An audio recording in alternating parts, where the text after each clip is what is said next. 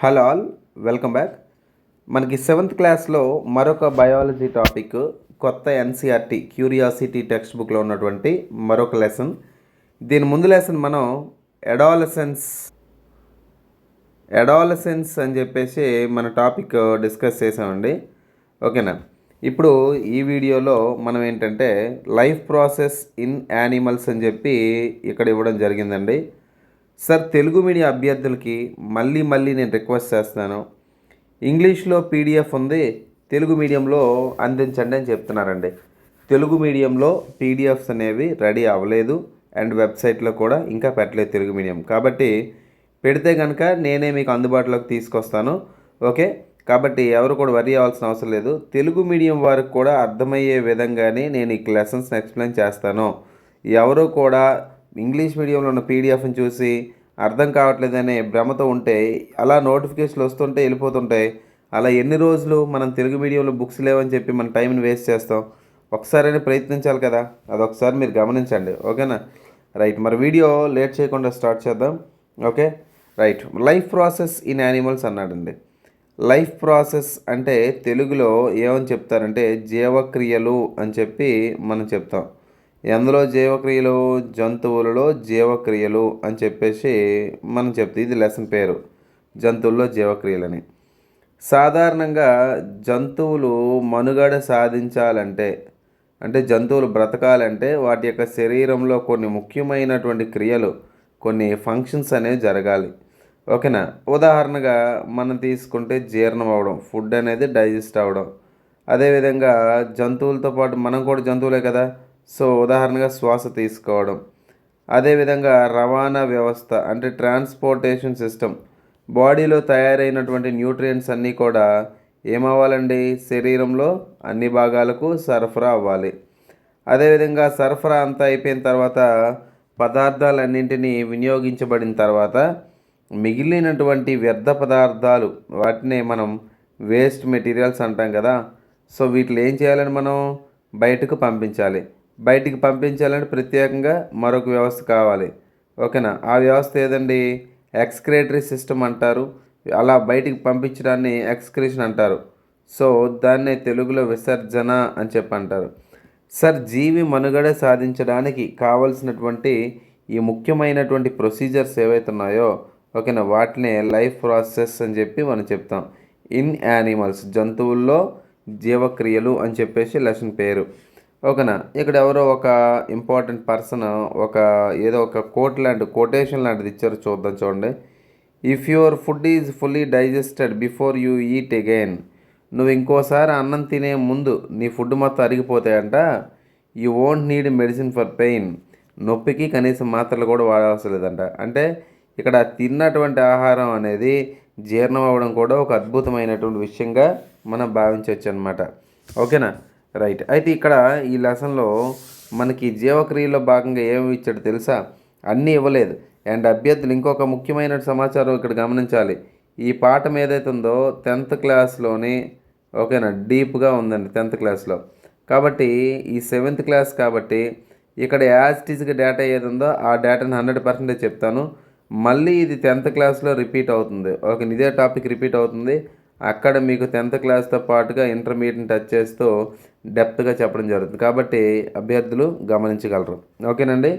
Right, అయితే ఇప్పుడు చూడండి, ఇక్కడ ఈ 7thలో ఏమి ఇచ్చారంటే కేవలం న్యూట్రిషన్, పోషణ మరియు రెస్పిరేషన్ అంటే శ్వాసక్రియ, ఈ 2 పాఠాల గురించి ఇక్కడ ఇవ్వడం జరిగింది. ఓకేనా. ఒకటోది పోషణ, ఒకటిది ఏంటన్నా పోషణ, రెండోది ఏంటి శ్వాసక్రియ, శ్వాసక్రియ.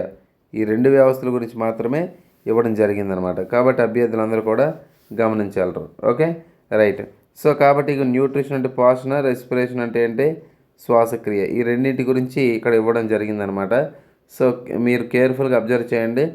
టెక్స్ట్ బుక్లో ఏది ఉందో యాజ్ టీజ్ అది అలా యాజ్ టీజ్గా చెప్పేస్తాను. మీరు ఎవరు కూడా ఇంకేం చదువుకోవాల్సిన అవసరం లేదు. అయితే యాప్లో ఉన్నటువంటి క్లాసెస్ ఏవైతే నేను ఇక్కడ యాప్లో పెట్టడం జరిగిందో అవి ఈ టెక్స్ట్ బుక్లో ఉన్నటువంటి డేటానే మీకు అప్లికేషన్ లెవెల్లో చెప్పడం జరిగింది. అప్లికేషన్ లెవెల్ అంటే ఏంటంటే క్వశ్చన్ ఎలా ఇచ్చినా మనం ఆన్సర్ చేసే విధంగా మీకు అక్కడ కావాల్సినటువంటి డెప్త్ని యాడ్ చేస్తూ ఒక క్వశ్చన్స్ అనేవి ఎక్కడ వస్తాయి, ప్రీవియస్ ఇయర్ క్వశ్చన్స్ ఎక్కడ అడిగారు అనే అంశాలన్నింటిని ఆధారం చేసుకుని క్లాసెస్ చెప్పడం జరిగింది. ఒకవేళ నాకు బయాలజీ క్లాసెస్ కావాలంటే కామెంట్ బాక్స్లో కోర్స్ లింక్ ఇస్తాను, పర్చేస్ చేసుకోవచ్చు. ఓకేనండి, రైట్. మరి చూద్దాం లెసన్లో ఏమి ఇచ్చాడో.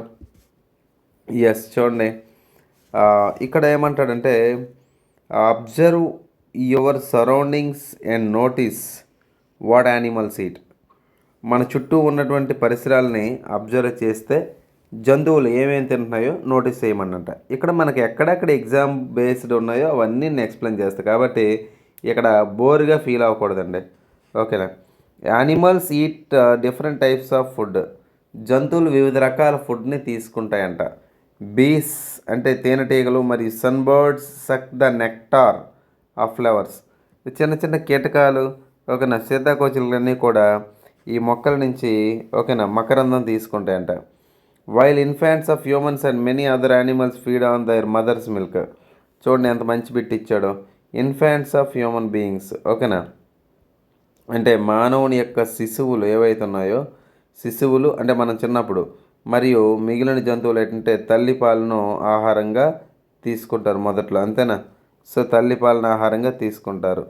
స్నేక్స్ అంటే పాములు, like Python swallow the animals they pray upon. సరే పైథాన్ ఒక కొండ చిలువ ఉంటారు కదా, ఒక పైథాన్ అంటే ఏంటి, కొండ చిలువ. ఓకేనా.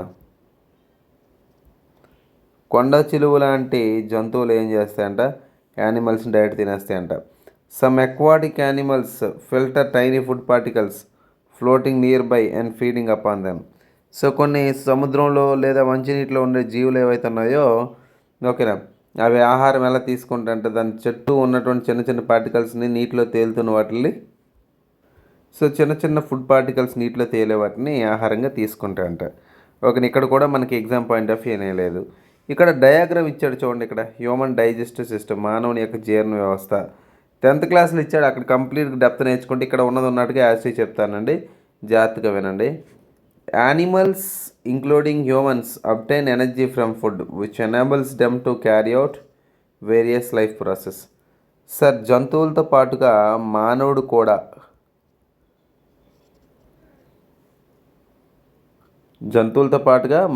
కూడా ఏం చేస్తారంట, మనకి సాధారణంగా బ్రతకడానికి ఆహారాన్ని తీసుకుంటాడంట. ఈ తీసుకున్నటువంటి ఆహారం ద్వారా శరీరంలో జీవక్రియలు అనేటివి ఏవైతే ఉన్నాయో ఈ జీవక్రియలన్నీ కూడా కండక్ట్ అవ్వడానికి ఉపయోగపడతాయంట. ఏంటమ్మా, తీసుకున్నటువంటి ఆహారం ఏదైతే ఉందో ఈ ఆహారంతో మనలో గల జీవక్రియలు నిర్వర్తించడానికి ఉపయోగపడతాయి. జీవక్రియలు అంటే ఏంటంటే లైఫ్ ప్రాసెసెస్ అని చెప్పి పిలుస్తారు. ఓకేనా. సో లైఫ్ ప్రాసెస్ అన్నీ కూడా నడవడానికి ఉపయోగపడుతూ ఉంటాయి అన్నమాట. Animals consume food that contains complex components. Sir ఇక్కడ జంతువులు తీసుకునే ఆహారంలో, సో ఇక్కడ మనం తీసుకుంటే అండి, animals consume food that contains complex components. ఏ లేదు సార్, దీని మీనింగ్ చూడండి. Animals that consume food that contains complex components. Sir మనం తీసుకున్నటువంటి ఆహారం కానీ జంతువులు తీసుకున్నటువంటి ఆహారంలో కానీ ఏముంటాయంట, సంక్లిష్టమైనటువంటి ఆహార పదార్థాలు ఉంటాయి. ఏముంటాయండి, కాంప్లెక్స్ ఫుడ్ మెటీరియల్స్ అనేవి ఉంటాయి. సో సంక్లిష్టమైనటువంటి ఆహార పదార్థాలు అనేటివి ఉంటాయంట. ఉదాహరణ such as carbohydrate, protein, fat. ఎంత ఇంపార్టెంట్ చూడండి. సార్ మన శరీరంలో మన సాధారణ తీసుకునే ఆహార పదార్థాలు సంక్లిష్టమైనవి లేదు కాంప్లెక్స్ ఫుడ్ మెటీరియల్స్ ఏవి అంటే సింపుల్ గుర్తుపెట్టుకోండి, సిపిఎల్ గుర్తుపెట్టుకోండి, కార్బోహైడ్రేట్స్, ప్రోటీన్స్, లిపిడ్స్. సార్ ఇక్కడ లిపిడ్లు అంటున్నాం కదా, లిపిడ్లకి ఇంకో పేరు ఏంటంటే కొవ్వులు. ఓకేనా, కొవ్వులు, ఫ్యాట్స్. సో చూడండి ఇక్కడ సచ్ యాజ్ కార్బోహైడ్రేట్. ఓకేనా, కార్బోహైడ్రేట్స్ అంటే పిండి పదార్థాలు. నెక్స్ట్ వచ్చేసరికి ప్రోటీన్ అండ్ ఫ్యాట్. ఈ ముగ్గురిని కూడా ఏమని పిలుస్తారంటే కాంప్లెక్స్ కాంపోనెంట్స్. ఓకేనా, అంటే సంక్లిష్టమైనటువంటి ఆహార పదార్థాలుగా భావించాలన్నమాట. అయితే ఇక్కడ ఏమవుతుందండి, these complex food components have to be broken down into simpler forms before the body can use them. But how does this process happens? Sir ఇక్కడ కొంచెం జాగ్రత్తగా అబ్జర్వ్ చేయండి. సంక్లిష్టమైనటువంటి ఆహార పదార్థాలు అంటే కార్బోహైడ్రేట్లు ఇచ్చాడు, ప్రోటీన్లు ఇచ్చాడు, ఫ్యాట్స్ ఇచ్చాడు. అయితే ఇవి శరీరానికి డైరెక్ట్గా శక్తిని అనేది ఇవ్వడం జరగదు. మరి వీటిలో ఏం చేయాలంటే బ్రేక్ చేయాలి. బ్రేక్ చేయాలి అంటే విచ్ఛిన్నం చేయాలన్నమాట. విచ్ఛిన్నం చేయాలంటే ఇగోండి have to be broken down అంటే సింప్లర్ ఫామ్స్, చిన్న చిన్న ముక్కలుగా సింప్లిఫై చేయాలి. మరి అలా చేయాలంటే ఏం కావాలి మీకు అర్థమైంది కదా. ఇక్కడ ఏం కావాలి, డయాగ్రామ్ చూడండి. ఇక్కడ ఏం కావాలి, మానవుని యొక్క జీర్ణ వ్యవస్థ కావాలి. ఏం కావాలండి, మానవుని యొక్క జీర్ణ వ్యవస్థ. అందుకే ఇక్కడ హ్యూమన్ డైజెస్టివ్ సిస్టమ్ అని ఇచ్చాడు. ఒక హ్యూమన్ డైజెస్టివ్ సిస్టమ్ అన్నాడండి. సో ఇక్కడ చూడండి జాగ్రత్తగా, హ్యూమన్ డైజెస్టివ్ సిస్టమ్ అంటే ఏంటి, మానవ జీర్ణ వ్యవస్థ అని చెప్తా, అంతేనా. మానవ జీర్ణ వ్యవస్థ అని చెప్పి మనం చెప్తాం. ఏం చెప్తామండి, మానవుని యొక్క జీర్ణ వ్యవస్థ అని చెప్పి మనం చెప్తాం, అంతేనా. అయితే మానవుని యొక్క జీర్ణ వ్యవస్థ అనేది ఇక్కడ డయాగ్రామ్ ఇచ్చాడు చూడండి. చాలా క్లారిటీగా ఇక్కడ డయాగ్రామ్ ఇచ్చాడు. ఓకేనా. ఇక్కడ మౌత్ అన్నాడు. మౌత్ అంటే తెలుగులో నోరు అంటారు. ఈసోఫాగస్ లేదా ఫుడ్ పైప్ అన్నాడు. దీన్నే నేను అన్ననాళం లేదా ఆహారనాళం అంటాను. లివర్ అన్నాం. ఇక్కడ లివర్ అంటే ఏంటంటే కాలేయం. నెక్స్ట్ స్టమక్ అంటే ఏంటి, జీర్ణాశయం. నెక్స్ట్ ప్యాంక్రియాస్ అన్నాడు. ప్యాంక్రియాస్ అంటే ఏంటి, క్లామము లేదా క్లామం. ఓకేనా, రైట్. నెక్స్ట్ స్మాల్ ఇంటెస్టైన్ అన్నాడు. స్మాల్ ఇంటెస్టైన్ అంటే ఏంటంటే చిన్న ప్రేగు అని అర్థం. తర్వాత లార్జ్ ఇంటెస్టైన్ అన్నాడు. లార్జ్ ఇంటెస్టైన్ అంటే పెద్ద ప్రేగు అని అర్థం.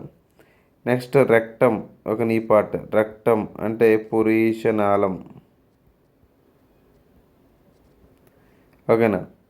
నెక్స్ట్ చివరి భాగం వచ్చేసరికి దీన్ని ఏమంటే యానస్ అంటారు. ఓకే, ఏమంటే యానస్ అంటే పాయువు అని చెప్పి పిలుస్తారు. ఏమని చెప్తారండి, పాయువు అని చెప్పి పిలవడం జరుగుతుంది అన్నమాట.